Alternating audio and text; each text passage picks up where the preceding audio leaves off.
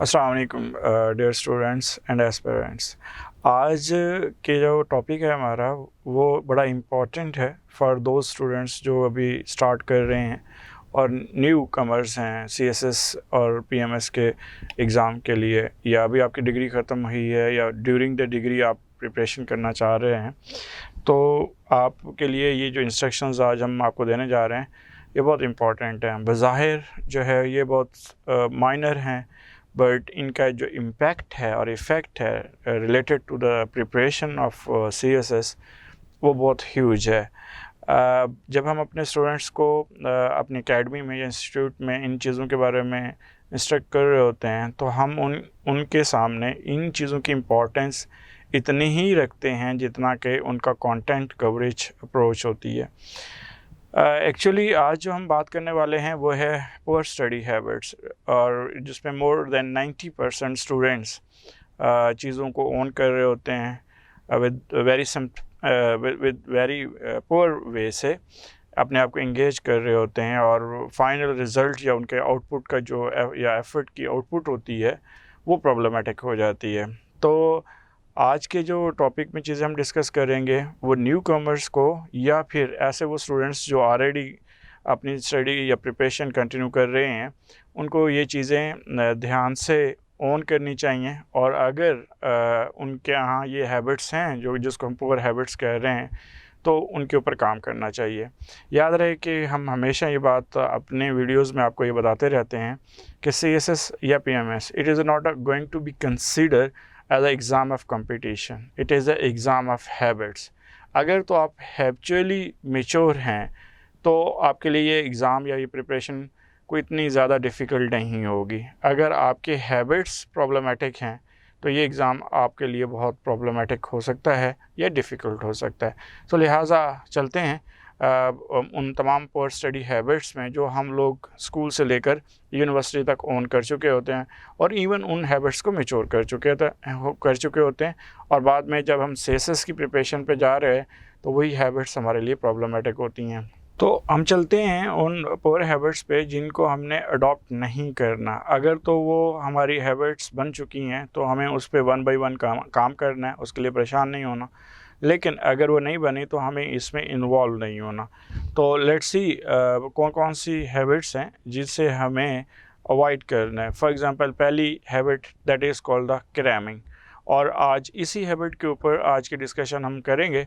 लेकिन इसके बाद डेफिनेटली जो बाकी हैं जैसे मल्टीटास्किंग है, लिसनिंग टू म्यूज़िक है, स्किपिंग क्लासेस हैं, नॉट मेकिंग एन आउटलाइन है, इनके ऊपर भी हम बारी बारी बात करेंगे। इसके अलावा अगर हम देखें तो सोशल मीडिया का यूज़ है वाइल स्टडिंग, और इवन एक्टिवली स्टडी ना करने की अब जो हैबिट होती है वो हमें प्रॉब्लमेटिक करती है।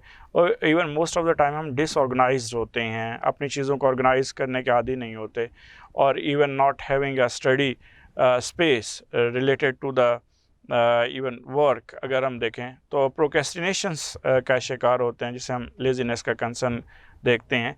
All these are going to be consider problematic habits जो कि किसी भी स्टूडेंट के अंदर इनमें एक या एक से ज़्यादा जो हैबिट्स हैं अगर वो पाई जाती हैं तो उस स्टूडेंट्स को बहुत डिफ़िकल्टी आती है सीएसएस की प्रिपरेशन में। फॉर एग्ज़ाम्पल अगर कोई स्टूडेंट क्रैमिंग का आदी है, जिसमें हमारा जो एजुकेशन सिस्टम है या एग्ज़ामिनेशन सिस्टम है इसके अंदर मोस्टली स्टूडेंट जो है वो क्रैमिंग के आदी होते हैं। अब क्रैमिंग क्या है, क्रैमिंग को हम किस तरह से ओन करते हैं? हमारे नज़दीक जो क्रैमिंग है वो विदाउट अंडरस्टैंडिंग लर्न करना है। लेकिन क्रैमिंग की अगर हम सही अप्रोच देखें तो शॉर्ट टर्म एग्ज़ाम जो हम ओन करते हैं एग्ज़ाम बेनिफिट के लिए, तो जो इंफॉर्मेशन कलेक्ट करते हैं that is called cramming. So that we can say that practicing of memorizations of a content for the exam, और फॉर एग्ज़ाम जो हम चीज़ें पढ़ रहे हैं और उनको मेमोराइज कर रहे हैं, और वो भी शॉर्ट टर्म के लिए। तो लिहाजा वो शॉर्ट टर्म क्या है, जब एग्ज़ाम आपका हो जाता है तो वो जो इन्फॉर्मेशन शॉर्ट टर्म के लिए आप कलेक्ट करते हैं for the paper, that is whole process called the cramming. तो ऐसी सूरत में हम हमेशा क्या करते हैं, जैसे कंप्यूटर के अंदर रैम और हार्ड डिस्क होती है, hard disk for the long term memories consider की जाती है, रैम के अंदर जो डाटा पड़ा होता है वो शॉर्ट टर्म के लिए यूज़ होता है। इसी तरह क्रैमिंग जो प्रोसेस है वो हमारे माइंड को रैम बना देती है और हम 1 दिन या 2 दिन के लिए उसको सेव रखते हैं और उसके बाद एग्ज़ाम के बाद हम उन्हें भूल जाते हैं। तो लिहाजा अगर आप शॉर्ट टर्म अप्रोच इंगेज करके मेमोराइजेशंस की तरफ जाएंगे और उनको विदाउट अंडरस्टैंडिंग ऑन करना शुरू कर देंगे उस इंफॉर्मेशन को, that process will be called cramming. तो cramming is a bad habit for you know that for the CSS exam specially अगर हम इसको ऑन करते हैं तो ओके। तो इस क्रैमिंग के ऊपर जब हम काम करने को कहा जाता है तो हमें समझ नहीं आती कि हम क्या कर रहे हैं और हमें क्या करना चाहिए। ऐसी सूरत हाल में इसका ऑल्टरनेट क्या हो सकता है। फॉर एग्ज़ाम्पल अगर हम क्रैमिंग ना करें तो फिर क्या करें और वो किस तरह से करें। पहली बात ये है कि क्रैमिंग हमें क्यों करनी पड़ रही है, एग्ज़ाम क्लियर करने के लिए, not for the sake of knowledge, ठीक है। और इसको हम किस लिए इंगेज कर रहे हैं, for the clearing exam and for short term के लिए। और इस ऐसी सूरत में हमें क्रैमिंग सिर्फ शॉर्ट टर्म बेनिफिट देगी, वो पेपर क्लियर करने का लिए देगी, लेकिन वो पेपर कौन सा है, हमारा एजुकेशन सिस्टम का पेपर है जिसकी बेसिक अप्रोच यही बन रही होती है। बट CSS के एग्ज़ाम में ऐसा नहीं चलता। उस सेंस में हमें क्या करना पड़ता है, अपने आप को इंगेज करना पड़ता है for the long term. Reason is this कि हमें वो इन्फॉर्मेशन चाहिए अपने आर्ग्यूमेंट्स बिल्ड करने के लिए। और वो आर्ग्यूमेंट्स क्यों चाहिए, क्योंकि CSS के एग्ज़ाम की रिक्वायरमेंट आर्ग्यूमेंट्स बिल्ड करना है और उनको जस्टिफाइड करना है थ्रू द सूटेबल एग्जांपल्स। तो शॉर्ट टर्म जो मेथड आपको बेनिफिट देता है वो CSS के एग्ज़ाम में कभी भी आप लोगों के लिए हेल्पफुल नहीं हो सकता। तो ऐसी सूरत में क्रैमिंग की इस अप्रोच को ख़त्म करने के लिए हमें ऐसे लर्निंग मेथड की तरफ जाना पड़ेगा जहां लॉन्ग टर्म हमें अब चीज़ों को इंगेज करना पड़ेगा या करना चाहिए होगा। ऐसी सूरत में हम देखें तो spacing effect and cramming, this is a major concern कि क्रैमिंग जो है वो आपके लिए स्पेसिंग इफ़ेक्ट इंट्रोड्यूस नहीं करवाती। अब स्पेसिंग इफ़ेक्ट क्या है, इसके ऊपर ज़रा हम बात करें। ऐसी अप्रोच जो फॉर द लॉन्ग टर्म आप लोगों को इंगेज करती है with the perspective of knowledge and wisdom, हम उसको स्पेसिंग इफ़ेक्ट का नाम दे सकते हैं। बोक के मुताबिक अगर हम बात करें कि एक सेंचुरी जो रिसर्च बेस एक सेंचुरी का पीरियड जो है वो हम इंगेज करते हैं, और इस सेंस में वो कह रहे हैं कि अगर आप किसी भी चीज़ को 2 टाइम्स पढ़ लेते हैं और उसकी बेसिक को अंडरस्टैंड कर लेते हैं तो उसका जो रिटेंशन रेट है वो गो अप हो जाता है। अब ऐसी सूरत में अगर हम without understanding many times repeat करते रहें और अपने शॉर्ट टर्म मेमोरी में उसको सेव करते रहें तो डेफिनेटली उसका रिटेंशन रेट डाउन होता है, और ऐसी सूरत में आप सिर्फ एग्ज़ाम क्लियर कर सकते हो, उसके बाद आपको वो सारी चीज़ें भूल जाती हैं और even you don't know about that कि क्या आपने किया क्या था। सो ऐसी सूरत हाल में हम लोग जब जाते हैं CSS की मेथडोलॉजी के ऊपर या पेपर के ऊपर, तो ऐसे वो तमाम स्टूडेंट जो 1 बुक रीडर हैं या नोट्स प्रिपरेशन करते हैं या नोट्स पढ़ने वाले हैं और वो एक्सटेंसिव स्टडी नहीं करते, all they are going to be consider a crammer. और क्रैमिंग जो है वो उनको हमेशा लिमिटाइज कर देती है, जहाँ पे वो आर्गूमेंट्स बिल्ड नहीं कर सकते, जस्टिफाइड नहीं कर सकते, क्वेश्चंस को अंडरस्टैंड नहीं कर सकते, और एक बड़ा बेसिक लेवल का जो पेपर है टॉपिक बेस वो अटैम्प्ट करके आते हैं। अब इस सेंस में स्पेसिंग इफ़ेक्ट की अगर हम बात करें तो spacing effect is you know that more effective method of learning, जिसके अंदर आप डबल वे से इंगेज करते हैं अपनी एक्टिव लर्निंग को और क्रिटिकल लर्निंग को। स्पेसिंग इफ़ेक्ट हम क्रैमिंग के ज़रिए क्रिएट नहीं कर सकते और हमें उसके अपोजिट जाना पड़ेगा, और वो 2 चीज़ें हमारे पास आती हैं, एक एक्टिव लर्निंग और दूसरा अगर हम बात करें तो वो है हमारे पास क्रिटिकल लर्निंग। अब क्रिटिकल लर्निंग और एक्टिव लर्निंग में क्या फ़र्क आता है, इसके ऊपर और इनका क्या बेनिफिट है with the perspective of CSS and PMS, इसके ऊपर हम बात करते हैं और इनको देखते हैं कि how we are going to own such type of learning methods. इस सेंस में अगर हम देखें तो एक्टिव लर्निंग जो है ये एक ऐसा मेथड है जिसके अंदर स्टूडेंट एक्टिवली और एक्सपीरियंशियली इन्वॉल्व होता है, अपने एक्सपीरियंस से चीज़ों को ओन कर रहा होता है और अपने पैशन को इंगेज कर रहा होता है, और जो चीज़ भी कर रहा है उसके अंदर एक उसकी अंडरस्टैंडिंग बन रही है और उसकी लॉजिक बन रही है, और that is required you know that for the CSS exam कि जी आप जो चीज़ भी कर रहे हो, चूँकि इसके अंदर ज़्यादातर सोशल साइंसेस के सब्जेक्ट हैं तो डेफिनेटली प्रैक्टिकल तो इसमें कंसर्न नहीं है। आपकी जो लैब है for the sake of practical अगर हम बात करें तो वो सोसाइटी होती है। फॉर एग्जांपल हम कभी इश्यूज़ पढ़ रहे हैं, कोई प्रॉब्लम्स पढ़ रहे हैं, चैलेंजेस पढ़ रहे हैं, तो उनका सोल्यूशन सॉर्ट आउट हमने करना है, तो हम एज अ ऑब्जर्वर सोसाइटी के अंदर उन प्रॉब्लम को जज करते हैं, ऑब्जर्व करते हैं या उनको पढ़ते हैं एज अ रीडर, और उसके बाद being a solver of that problem in the form of the solutions हम जो solution sort out करते हैं, being considering a leader you know that can be considered our highest portfolio holder जो imagination वे से हम अपने आप को engage कर रहे होते हैं। दूसरा स्टूडेंट होता है जो कि क्या कह रहा है कि उन प्रॉब्लम के सॉल्यूशन सॉर्ट आउट करने के लिए मुख्तलिफ ऑथर्स की अप्रोचेस को पढ़ रहा होता है और उनको फिर इमेजिनेशन से एक्टिवली जो है वो इंगेज कर रहा होता है। तो this is called the active learning.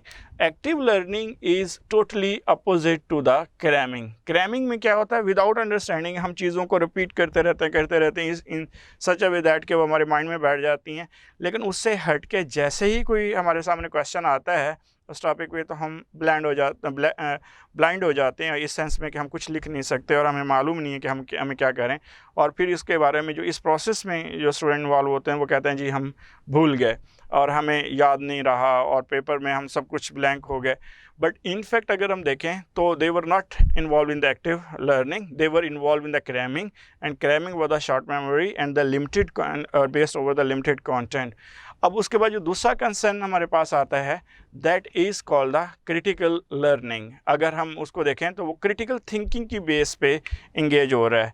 But पहले इसमें हम देख लेते हैं एक्टिव लर्निंग की बेनिफिट्स क्या हैं। एक तो हम इसमें कोलैबोरेटिव स्किल जो है वो डेवलप करते हैं, और कोलैबोरेटिव स्किल के साथ साथ कोऑपरेटिव अप्रोच भी हम इंगेज कर रहे होते हैं इसके साथ। उसके बाद इनकरेजमेंट मिलती है with the perspective of the risk taking approach. Risk taking approach encouragement कैसे होती है, ठीक है ज़्यादा से ज़्यादा गलत हो जाएगा लेकिन हम इसको करके तो देखते हैं, और अगर वो ठीक हो जाता है तो डेफिनेटली, और ये सारी चीज़ें हम प्रैक्टिस सेशंस के दौरान अप्रोच को कर रहे होते हैं। लेकिन output of the active learning क्या होता है, रिस्क अप्रोचेस भी आ जाती हैं। इवन अगर हम इसको देखते हैं तो स्टूडेंट जो है प्रिपरेशन है वो जो रिक्वायर्ड होती है एग्ज़ाम के लिए वो एक्टिव लर्निंग के थ्रू इंगेज हो रही होती है। इसके बाद इंगेजमेंट जो स्टूडेंट की है, मेंटली इंगेजमेंट वो इंक्रीज़ होती है as compare to the cramming. और इसके अलावा अगर हम देखें तो क्रिटिकल थिंकिंग जो है that is an other approach जो कि हम इसमें बनाते हैं, और इवन यहाँ तक कि टेक्नोलॉजी से हम हेल्प ले सकते हैं एक्टिव लर्निंग में।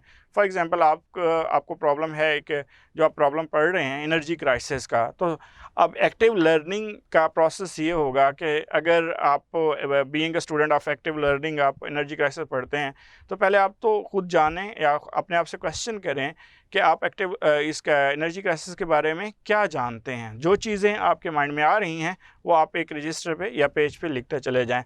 उसके बाद फिर इस एनर्जी क्राइसिस के इशू को मुख्तलिफ ऑथर की आर्टिकल्स की सूरत में आप पढ़ना स्टार्ट करें। देखें कि जो चीज़ें आपने अपने माइंड में रखी थी on the base of the observations और आपने पेपर पे लिखी थी, क्या उनके बारे में कुछ नॉलेज दिया है different authors in the form of the research paper या आर्टिकल्स जो आप पढ़ रहे हैं। अगर दिया तो वेल एंड गुड, अगर नहीं दिया तो ये देखें कि जो चीज़ आपके माइंड में आ रही थी कि क्या दूसरे राइटर उसको डायरेक्टली और इनडायरेक्टली जो है वो इंगेज कर रहे हैं या नहीं कर रहे। So all these are going to be consider part of it. और इस सेंस में आप डेफिनेटली मुख्तलिफ वेबसाइट पे जाएंगे, आप उसके अलावा मुख्तलिफ ऑथर्स के आर्टिकल्स पढ़ेंगे, न्यूज़पेपर के आर्टिकल्स पढ़ेंगे। So all these are going to be consider part of active learning. जबकि क्रैमर क्या करेगा, वो सिर्फ एक बुक पकड़ेगा और उसके अंदर 3 या 4 या 5 पेज लिखे हुए हैं वही क्रैम कर लेगा। अब either question is going to be considered and related to that 3 or 4 page base content or not, उसने वही लिखना है जो उसने क्रैम किया था। अब जबकि एक्टिव लर्निंग है जो में प्रोसेस में इंगेज हो रहा है स्टूडेंट, वो क्या करता है, वो मज़ीद क्वेरीज क्रिएट करता है, उनके आंसर देखता है, लॉजिक्स बनाता है, आर्गुमेंट्स डेवलप करता है, तो वो मल्टी डायमेंशनल हो जाता है। अब ऐसी सूरत में जब पेपर में क्वेश्चन आता है तो किसी भी डायमेंशन में वो क्वेश्चन आएगा related to the energy crisis, वो उसको अच्छे से इंगेज करता चला जाएगा। अच्छा, उसके बाद अगर हम देखें तो स्पार्क जो है वो that is going to be considered spark is going to be create with the perspective of creative thinking. अब spark जो है that is a very important for any initiative, for any positive work. अब spark अगर हम active learning से engage कर लेते हैं तो आप पढ़ते वक्त ना तो बोर होंगे और ना ही आप थकेंगे। ऐसी सूरत में आप क्या करेंगे, मोर एंड मोर पॉइंट्स जो हैं आप एक्वायर करना शुरू कर देंगे और इवन आप अपने प्रॉब्लम रिलेटेड जो सॉल्यूशंस हैं वो सॉर्ट आउट करना शुरू कर देंगे। अब इसके बाद आते हैं क्रिटिकल लर्निंग के ऊपर। क्रिटिकल लर्निंग में अगर हम देखें तो that is intellectually discipline learning होती है इस सेंस में।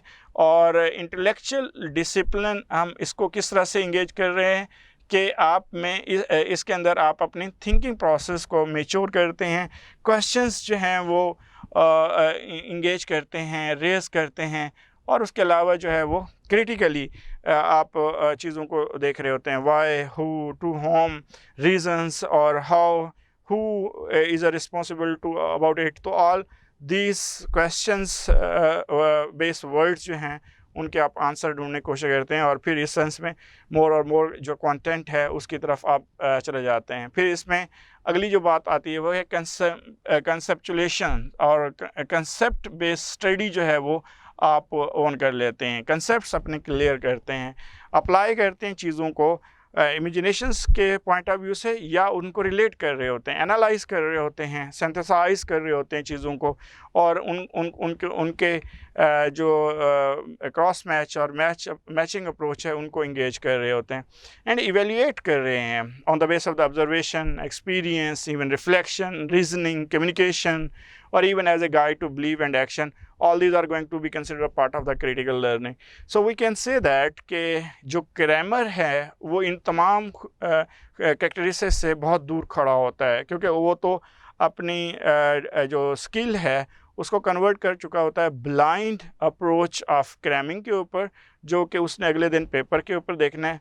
मोस्ट ऑफ द टाइम अगर आपने पेपर दिए हैं कोई सिंगल पेपर बेस एफपीएससी का या पीपीएससी का, तो आप देखते होंगे बहुत सारे स्टूडेंट एक बुक लेके बैठे हैं एग्जामिनेशन हॉल के बाहर, और इवन 5 मिनट 10 मिनट पहले भी वो क्रैमिंग की सूरत में आपको उनकी जस्टिंग नज़र आएगी।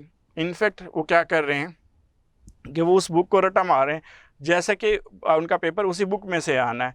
तो ऐसा नहीं होता कंबाइंड कम्पिटिटिव एग्ज़ाम के अंदर। और जो इनफैक्ट एक्टिव लर्निंग या क्रिटिकल लर्निंग के स्टूडेंट होते हैं वो एग्ज़ाम के दिनों में तो बिल्कुल पढ़ते ही नहीं है। उसकी रीज़निंग क्या है कि अगर एक दिन में आपको 6 आवर्स लिखना है तो आपके पास इतना स्पेस या टाइम नहीं होता कि आप इवन अपने लिखे हुए नोट्स को भी रिपीट कर सकें।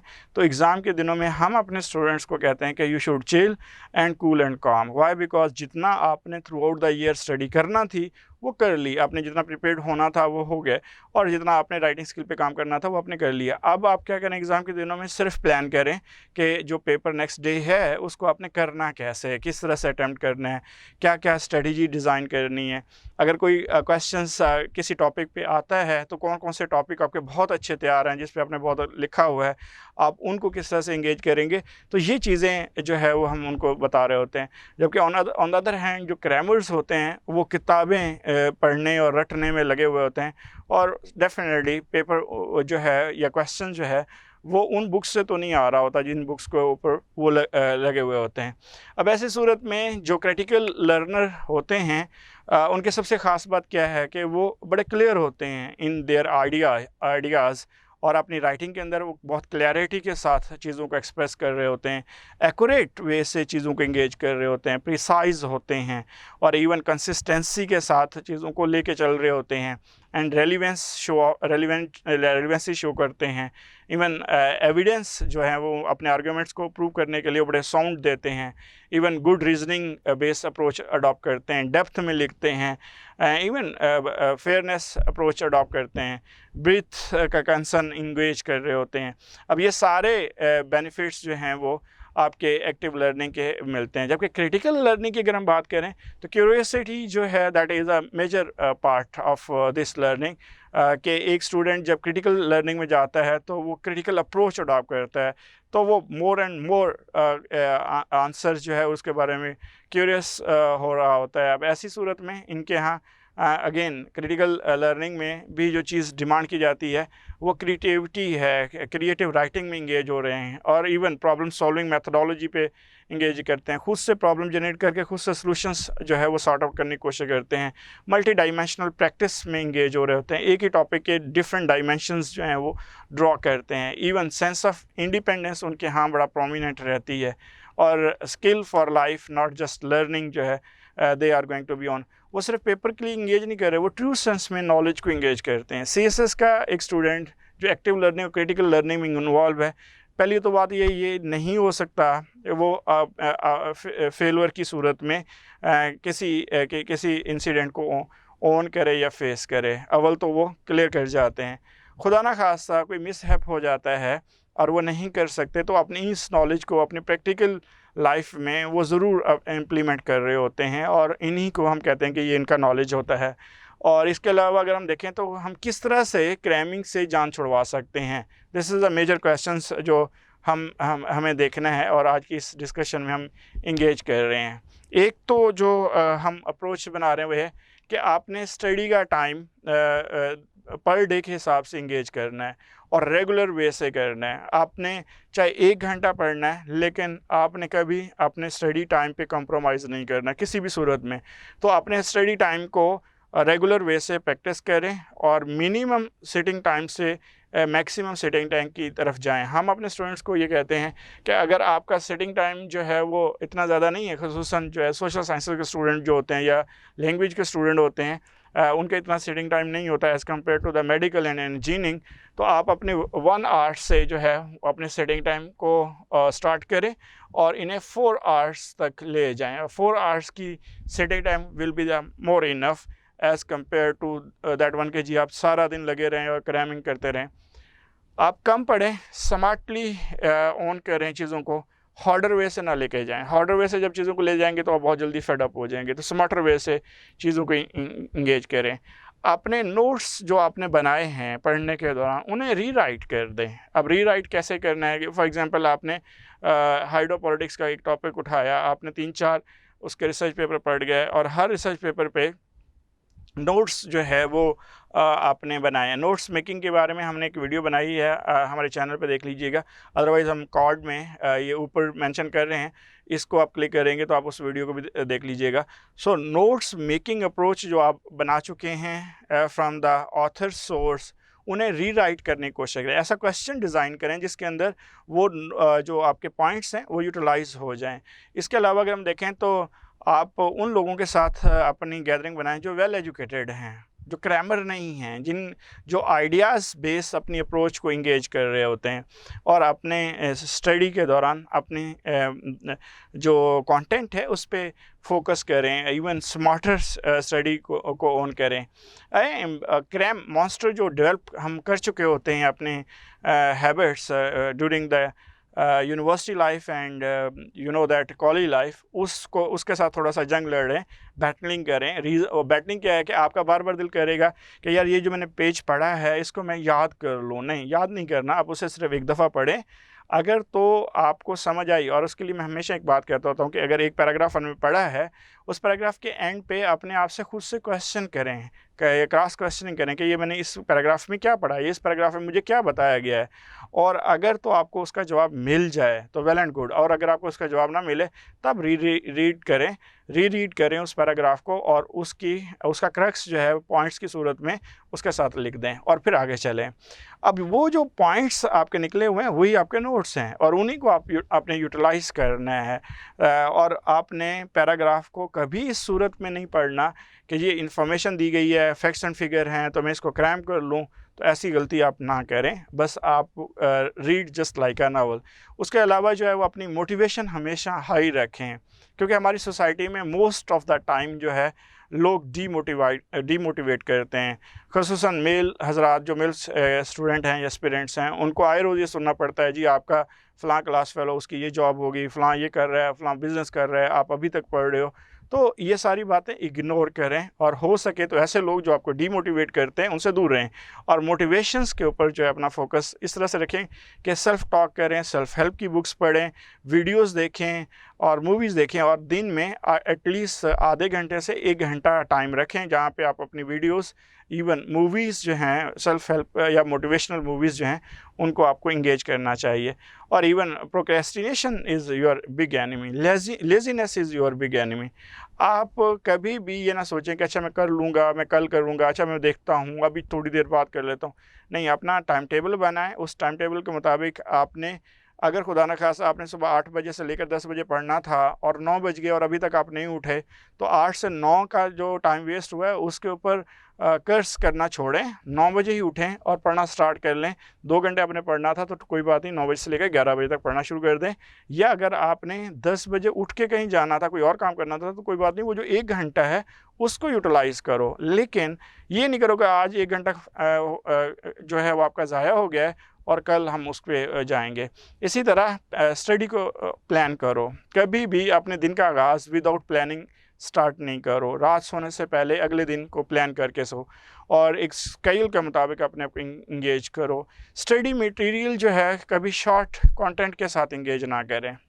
एक टॉपिक है उसको डिफरेंट डायमेंशंस से देखें, 2 से 3 ऑथर्स के अप्रोच को देखें। I am not going to talk about to read the many books, I am going to talk to read many writers on a same topic, so that आपके हर writer की जो dimensions हैं, 2 या 3 dimensions at least आपके पास आ जाएंगी, तो एक chunk में जो है वो मटेरियल हो जाएगा। याद रखिएगा, क्रैमर्स हमेशा 1 बुक रीडर होते हैं, और अब ये सबसे बड़ा मसला होता है कि वो एक बुक पकड़ते हैं और उसी को रटा लगाना शुरू कर देते हैं, जबकि एक्टिव लर्नर और क्रिटिकल लर्नर जो है वो 1 बुक रीडर नहीं होता, वो मैनी आथर्स को की अप्रोच को इंगेज कर रहा होता है अपने साथ। इसके अलावा अगर हम बात करें तो अपने एक्सपीरियंस जो आपका हुआ है उसको भी देखें, अपनी ऑब्जर्वेशंस की बेस पे चीज़ों को इंगेज करें, तो आपको बहुत सारा नॉलेज जो है वो अपने पेज पे अपने हाथ से जो है वो कन्वे करने का मौका मिलेगा। अब जो हम आते हैं कि ये CSS के अंदर क्रैमिंग का जो कल्चर है वो आया कहाँ से। पहला तो ये है कि हमारी अपनी हैबिट्स होती हैं, जो हम लेट्स सपोज पंजाब के अंदर या बलूचिस्तान के या सिंध के जो स्टूडेंट हैं, वो अपनी टेक्स्ट बुक बोर्ड की तरफ से जो बुक्स मिल रही होती हैं, उन बुक्स को हम क्रैम करके अपने एग्ज़ाम पास करने के आदी होते हैं। दूसरा, ये हैबिट जो है वो हमारी यूनिवर्सिटी लेवल पे मैच्योर उस वक्त होती है जब हमारे जो टीचर्स हैं या प्रोफेसर साहबान हैं वो आपको अपने नोट्स दे रहे होते हैं। नो डाउट, मैं अब चूँकि ख़ुद भी यूनिवर्सिटी में टीच करता हूँ, तो मैं ये बात तो नहीं कह सकता कि उनका इकनॉमिक कंसर्न है, बिकॉज मेरे ख्याल में आप मुझसे बेहतर जानते हैं। बट इन फैक्ट ये होता है कि इस तरह से स्टूडेंट की जो क्वालिटी ऑफ एजुकेशन है वो कंप्रोमाइज़ होती है, और स्टूडेंट जो है बजाय इसके कि कंटेंट बेस्ड लर्निंग की बजाय एक नोट्स मेकिंग पे चला जाता है और नोट्स बेस्ड अपनी नॉलेज को इंगेज कर जाता है। इसके अलावा मल्टी पल रीजनिंग है, उसके ऊपर अगर हम देखें तो पहली बात है मार्केट इंटरेस्ट है। अब हम जब जाते हैं being engineer, being doctor market के अंदर, तो वहाँ पे हमें बाज़ारी बुक्स या मार्केट बुक्स मिलती हैं, और मैं अक्सर ये बात कहता हूँ, ये बाज़ारी बुक्स कौन रिकमेंड कर रहा होता है? या तो कोई आपका सीनियर आपको कर रहा होता है, या इवन कोई CSP ऑफिसर कर रहा होता है, या फिर जब आप उस बुक सेंटर पे जाते हैं तो उस बुक सेंटर का मैट्रिक पास जो सेल्स पर्सन होता है वो रिकमेंड कर रहा होता है कि ये आजकल बहुत चलती है, ये बहुत अच्छी बुक है, ये आप पढ़ लें, ये ले लें। हालांकि उसको पता ही नहीं होता कि इस बुक का कंटेंट क्या है, सिर्फ अपने कमीशन के चक्कर में आपको ऐसी बुक की तरफ ले जाता है जो आपको बोर करती है, जो आपको कंटेंट प्रॉब्लमेटिक करती है। फाइनली आप वो बुक ले आते हैं घर में, और जाके उसे जब पढ़ना लगते हैं तो वो आपका मूड ही ख़राब कर देती है, और आप मज़ीद उससे डेविएट हो जाते हैं। दूसरा सोशल मीडिया का इम्पैक्ट, जैसे आप अभी अभी मेरी बात सुन रहे हैं जी यूट्यूब के ऊपर, इससे यूट्यूब के ऊपर बहुत सारा कंटेंट पड़ा हुआ है जो आपको मुख्तलिफ गाइडलाइन प्रोवाइड कर रहा है। हर आदमी अपने तरीके से आपको गाइड करने की कोशिश कर रहा है। याद रखिएगा, ये जो CSP ऑफिसर्स का कंटेंट है या जो पर्टिकुलर ऐसे लोग जो CSS करने गए और उनसे नहीं हुआ और उन्होंने वो बाद में CSS करवाने लग गए, ऐसे तमाम लोगों का जो अप्रोच आप लोग गेन करते हो वो भी आपको डिट्रैक्ट कर रहा होता है, क्योंकि वो अपने एक्सपीरियंस आपके साथ शेयर कर रहे होते हैं। आपका एजुकेशनल बैकग्राउंड, आपके प्रॉब्लम उनसे डिफरेंट होते हैं, लेकिन आप उनके सॉल्यूशंस अपने प्रॉब्लम के साथ अटैच कर रहे होते हैं और ये चाह रहे हो कि आपके प्रॉब्लम जो हैं वो सॉल्व हो जाएं, तो ऐसा नहीं होता। तो ऐसी सूरत में सोशल मीडिया के ऊपर जो चीज़ भी पड़ी है, बेशक आप उसे सुने, गौर से सुने, लेकिन ये देखें आया आपका ये प्रॉब्लम है जो वो सॉल्यूशन वो बता रहे हैं। अगर तो आपका वो प्रॉब्लम है तो you should own that one और उसको एक्सपीरियंस करें, फिर देखें उसका क्या रिजल्ट निकलता है। अगर पॉजिटिव रिजल्ट है तो well and good, you should continue. अगर नहीं है तो you should think about it कि जी हमें कुछ और ट्राई करना चाहिए। इसके अलावा जो है वो लर्नर से आप लर्निंग लेते हैं, अपने सीनियर्स, मतलब 1-2 साल पहले जो CSS करना स्टार्ट हुआ है आपसे पहले, आप उसको देख रहे हैं, तो वो अगेन वो इतना मैच्योर नहीं है कि वो आपके प्रॉब्लम को आपके लेवल पे आके सॉल्व करने की पोजीशन में हो, बल्कि वो क्या कर रहा है, वो अपने सॉल्यूशंस आपको दे रहा है, जबकि उसके प्रॉब्लम आपके प्रॉब्लम से वेरिएशन में खड़े हैं। तो ऐसी सूरत में ये भी एक प्रॉब्लम जो है वो रहता है कि जब वो आपको नोट्स या आपको बुक्स रिकमेंड कर रहे होते हैं, तो सेंस में फिर सिचुएशन को आइडलाइज कर लिया जाता है कि जी इस बुक में से पेपर आया। जैसे कि अभी पेपर हुए 2022 में, तो माशाल्लाह तमाम इंस्ट्रक्टर्स हम देख रहे होते हैं कि फेसबुक के ऊपर वो बताते हैं कि जी हमने जो पढ़ाया उसी में से पेपर आ गया। पेपर कंटेंट में से आता है, तो इसका क्या मतलब है, जो इंस्ट्रक्टर है वो कंटेंट नहीं पढ़ा रहा। नहीं, इंस्ट्रक्टर हमेशा कंटेंट पढ़ाता है और कंटेंट से ही पेपर आता है। ये इतनी बड़ी बात नहीं है कि जी हमने जो पढ़ाया उसी में से पेपर आया। भाई आपने वो कंटेंट पढ़ाया, पेपर भी कंटेंट में से आया, तो अच्छी बात है, आपने बहुत अच्छा पढ़ाया होगा। लेकिन चीज़ों को इस तरह से एग्जैजरेट कर लेना कि स्टूडेंट जो है वो अंडर प्रेशर हो जाए और कहे अच्छा जी वो बंदा तो वही पढ़ाता है जो पेपर में आता है। याद रखे, पेपर में सिलेबस का जो कंटेंट है उसके रिलेटेड क्वेश्चंस आते हैं और आपको हमेशा अच्छा इंस्ट्रक्टर कंटेंट पढ़ा रहा होता है, वो नहीं पढ़ा रहा होता जो उसे आता है, बल्कि वो पढ़ा रहा होता है जो कंटेंट है। कंटेंट के बारे में वो मेहनत करके आता है, पढ़ के आता है, तो तभी अच्छा पढ़ाता है। सो पब्लिशर्स इंटरेस्ट होते हैं। अब हमारे यहाँ बहुत सारी अकेडमीज़ हैं जिन्होंने अपनी बुक्स पब्लिश की हैं और वो कॉपी पेस्ट हैं। बाज़ारी बुक्स भी इसी तरह हैं, तो लिहाजा all they are on sale. तो हम जाते हैं जी उनका सेल की विक्टिमाइजेशन में चले जाते हैं या फिर हम उनके विक्टिम बनते हैं कि जी हम उन पर रिलाई कर रहे होते हैं।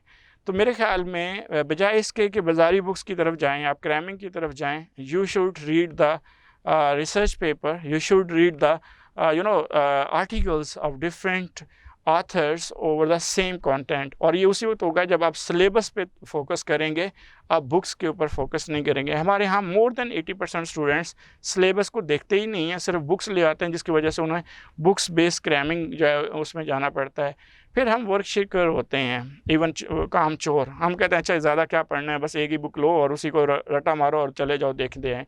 तो यहाँ 12 पेपर हैं, 12 पेपर की जो है ना, आप 12 किताबों को रटा उस तरह से नहीं लगा सकते। और इस बात की कौन गारंटी देगा कि इन्हीं किताबों में से आपसे क्वेश्चन पूछे जाएंगे। क्वेश्चन जो हैं वो आर्ग्यूमेंट बेस्ड हैं, अंडरस्टैंडिंग बेस्ड हैं, क्रैमिंग बेस या नरेटिव अप्रोच नहीं आ रही उसमें। तो स्टूडेंट्स इसलिए प्रॉब्लमेटिक हो जाते हैं CSS एग्ज़ाम में मोस्टली, मोर देन 96-97% कि वो अपनी क्रैमिंग की उस हैबिट से बाहर ही नहीं निकलते। तो ऐसी सूरत हाल में सिर्फ एक्टिव लर्नर और क्रिटिकल लर्नर जो है वो इसमें इंगेज होता है या कामयाब होता है। उसके बाद गाइडलाइन नहीं होती। मिसाल के तौर पर अगर हम CSS करने लगे हैं तो हम कैसे करें, कहाँ से करें स्टार्ट, किस तरह से हमें इंगेज होना चाहिए, कंटेंट कौन सा पढ़ना चाहिए, राइटर क्या है, अब इन सारी चीज़ों की गाइडलाइन नहीं होती। तो लिहाजा हमें रिलाई करना पड़ता है बुक्स के ऊपर। हम उर्दू बाज़ार जाते हैं जी, हम किसी अपने बुक सेंटर पे जाते हैं, वहाँ से पूछ लेते हैं जी पाकिस्तान अफेयर की कोई बुक पढ़ी है, जी करंट अफेयर की बुक पढ़ी है, जेंडर स्टडी की बुक पढ़ी, तो वो आपको उठा के दे देते हैं और उसी को हम ले आते हैं। इवन हमें उस सब्जेक्ट का कंटेंट नहीं पता कि हमारे सिलेबस में क्या कंटेंट है। तो पहली बात ध्यान में रखें, सिलेबस का कंटेंट देखें और उसको पहले देखें। उसके ऊपर कहीं से आपको कोई रिसर्च आर्टिकल मिलते हैं, न्यूज़पेपर आर्टिकल मिलते हैं, तो उनको थोड़ा सा पढ़ना स्टार्ट करें। इसी तरह राइटिंग प्रैक्टिस बहुत ज़रूरी है। आप लोगों के लिए जब आप पढ़ लेते हैं। फॉर एग्ज़ाम्पल अगर आपने 3 घंटे पढ़ा है किसी एक टॉपिक के ऊपर, तो हम अपने स्टूडेंट को कहते हैं कम से कम आधा घंटे से लेकर 1 घंटा उस टॉपिक के बारे में खुद से सोचें कि आपने क्या पढ़ा, क्या इशू था, क्या प्रॉब्लम था, क्या चैलेंज था, उसके सॉल्यूशंस क्या थे, आपने सजेशंस क्या पढ़ी, उनके कॉजेज़ क्या थे, रीज़निंग क्या अप्रोच बन रही थी, ऑथर आपको क्या समझाना चाह रहा था। तो कम से कम आधे घंटे से 1 घंटा इसके ऊपर सोचें और उसके बाद एक अच्छा सा क्वेश्चन बनाएं। और क्वेश्चन बनाने की जो इंटेंसिटी है वो डिपेंड कर रही है आपके कंटेंट के ऊपर। अगर आपने अच्छा कंटेंट पढ़ा है तो आप बहुत अच्छे से बना सकेंगे, अदरवाइज़ एक बेसिक सा क्वेश्चन आप बना पाएंगे। तो क्वेश्चन बनाने की अप्रोच से ही पता चल जाता है कि आपका कंटेंट कितना अच्छा है और आपको इसके कितना नॉलेज आता है, और उसके बाद उस क्वेश्चन को आप अटैम्प्ट करें। इसी तरह mentorship that is a major problem for the CSS aspirants. हमारे यहाँ मोस्टली जो स्टूडेंट हैं वो एकेडमिक कल्चर का हिस्सा बन रहे हैं या फिर खुद सेल्फ स्टडी करते हैं। अब उनका मेंटोर नहीं होता, तो लिहाजा इस वजह से जब उनका जो दिल चाहता है वो कर रहे हैं, पढ़ रहे हैं, और ऐसी सूरत में वो ज़्यादा से ज़्यादा टाइम जो है वो वेस्ट कर रहे होते हैं। फिर जब टाइम वेस्ट होता है तो 1 साल बाद उनको रियलाइज़ होता है कि नहीं, विदाउट गाइडलाइन, विदाउट मेंटोर जो है ये काम नहीं होगा, तो वो फिर एंगेज हो रहे होते हैं किसी न किसी से। तो एक बार याद रखिएगा, CSS या PMS या कोई भी कॉम्पिटिटिव एग्ज़ाम है, आप विदाउट मेंटोरशिप इस चीज़ को ओन नहीं कर सकते। बहुत रेयर होता है। I am not going to say that कि विदाउट मेंटोरशिप ये हो नहीं सकता, हो सकता है, लेकिन उसके लिए आपको बहुत ज़्यादा सोचना पड़ता है, और सोचने की सलाहियत ड्यू टू क्रैमिंग हम खो चुके होते हैं। ड्यू टू दिस रीज़न हमारे यहाँ ये प्रॉब्लम्स रहते हैं। तो मेंटोरशिप की सिलेक्शन बहुत ज़रूरी है यहाँ पे, तो उसको आप इंगेज करें। एसेंस में हमने मेंटोरशिप कैसे चूज़ करते हैं, मेंटोर कौन होता है, किस तरह से इंगेज होता है, उसके लिए भी हमने एक वीडियो आपके लिए बनाई है। उसका ऊपर कार्ड में आपको वो नज़र आ रहा होगा कार्ड इस मेंटोरशिप वाला, तो इसको आप क्लिक करेंगे तो आप इसको भी आप सुन लेंगे कि आप मेंटोरशिप आपको कैसे चूज़ करनी चाहिए। उसके बाद अगर हम बात करें तो शॉर्टकट, याद रहे ज़िंदगी में कोई शॉर्टकट नहीं होता। तो ये हमारी हैबिट कि हम शॉर्टकट के ज़रिए अपने टारगेट को अचीव करें, तो ये हमें हमेशा मरवाती है। शॉर्टकट ना तो आप की कैपेबिलिटी को इन्हांस करता है, और ना ही आपको इस काबिल बनाता है कि जो चीज़ आपको हासिल हो रही है आप उसको कब तक मेंटेन करेंगे। सो लिहाजा notes and such type of books जो आपको शॉर्टकट वे से इंगेज करती हैं, इनको आप छोड़ दें, क्योंकि आपका एग्ज़ाम आपको मजबूर कर देगा उस हार्ड वर्किंग और स्मार्ट वर्किंग के ऊपर जो वो अपनी रिक्वायरमेंट के मुताबिक डिज़ाइन कर रहा है। ऐसी सूरत में आपको क्या करना है जी, एक कल्चर जो बना हुआ है उसको पहले ऑब्ज़र्व करो, फिर देखो उस कल्चर, जिस कल्चर का आप हिस्सा बनने जा रहे हो CSS के पर्सपेक्टिव से, आया वो आप लोगों के प्रॉब्लम को सॉल्व करने के काबिल है या नहीं है, क्या वो आपके जो प्रॉब्लम्स हैं उनके सलूशन उसके अंदर हैं या नहीं है। तो इन चीज़ों को भी देखना आपकी ज़िम्मेदारी बनती है। और उसके बाद फिर अपने आप को एक्सप्लोर करो। पहले तो ये देखो कि आपके प्रॉब्लम्स हैं क्या, जिसके सलूशन आपको चाहिए। तो प्रॉब्लम्स जो हैं उनको जानना इतना ही ज़रूरी है जितना शायद आप लोगों के लिए CSS करना। अगर आपको प्रॉब्लम मिलेंगे तो आप सॉल्यूशंस की तरफ जा सकेंगे। अगर आपको अपने प्रॉब्लम नहीं मिलेंगे तो आपको कौन सा सॉल्यूशन मिल रहा है वो आपको नहीं मालूम। तो ऐसी सूरत में डेफिनेटली आप ऐसे सॉल्यूशन की तरफ भी जा सकते हैं जो आपके प्रॉब्लम को टैकल ही ना कर रहा हो। तो मैं आप लोगों से ये रिक्वेस्ट करूँगा, सबसे पहले आप अपने आप को एक्सप्लोर करो। अब एक्सप्लोर करने के लिए आपको किन किन चीज़ों की ज़रूरत है। फॉर एग्ज़ाम्पल आप देखें कि आपकी कौन सी ऐसी हैबिट्स हैं जो आपको स्टडी में प्रॉब्लमेटिक करती हैं। आपके ऐसे कौन सा कंसर्न है जो आपको कंसंट्रेशंस के अंदर जो है वो प्रॉब्लमेटिक करता है। आपको कौन सी ऐसी हैबिट है जो चीज़ें कंसिस्टेंसी से आप इंगेज नहीं कर सकते हो। तो इन हैबिट्स के ऊपर जाएं और इन हैबिट्स के ऊपर जाके आप अपने आप को इंगेज कर सकते हैं। हैबिट्स के रिलेटेड हमने एक वीडियो भी बनाई है कि आप बीइंग ए CSS एस्पिरेंट आपकी कौन कौन सी हैबिट्स होनी चाहिए। आप उनको भी ज़रा वॉच करेंगे तो ये चीज़ें डेफिनेटली आपको क्लियर हो जाएंगी। आज का जो टॉपिक हमारा था जिस पे हमने डिस्कस किया वो ये कि ऐसी कौन सी पर हैबिट्स हैं जो हमें लर्निंग प्रोसेस के नज़दीक जो हमें प्रॉब्लमेटिक कर रही हैं। तो इसमें क्रैमिंग की हैबिट हमेशा आपको प्रॉब्लमेटिक करेगी। तो क्रैमिंग हैबिट को छोड़ के आपके पास एक्टिव लर्निंग की हैबिट आपने अडॉप्ट करनी है या क्रिटिकल लर्निंग की। इन दो के अलावा आपके पास थर्ड ऑप्शन जो है वो नहीं है। तो लिहाजा एक्टिव लर्निंग क्या है कि आप किसी भी टॉपिक को इंक्वायर करने के लिए मैक्सिमम एफर्ट करें और स्मार्टली। और आपके पास लैपटॉप है, आपके पास टैब है, मोबाइल है, आपके पास इंटरनेट है, आप अपनी टेक्नोलॉजी को यूटिलाइज़ करें, उस टॉपिक के रिलेटेड मैक्सिमम रीड आउट करें और उसके बाद फिर क्रिटिकल थिंकिंग की तरफ इन्वॉल्व हों, सोचें और उनकी डायमेंशंस एक्सप्लोर करें। इस तरह से आपका कंटेंट जो है 1 बाय 1 करके डेफिनेटली कवर होता चला जाएगा और you will get the success finally. But इसके लिए डेफिनेटली स्मार्ट वर्क की ज़रूरत है। और स्मार्ट वर्क को किस तरह से प्लान करना है ये आपकी डायरी आपको बताएगी। जब आप अपने प्रॉब्लम्स अपनी डायरी पे लिखेंगे और उनके सॉल्यूशंस सॉर्ट आउट करेंगे, या तो खुद या फिर अपने मेंटोर से जो है वो आप डिस्कस करके इनको इंगेज कर सकते हैं। बहुत शुक्रिया, आज के लिए इतना ही काफ़ी है। आई होप कि you will enjoy this video और इन पे आप अमल करके अपनी सक्सेस को जो है वो यकीनी बना सकते हैं। बहुत शुक्रिया, अल्लाह हाफ़िज़।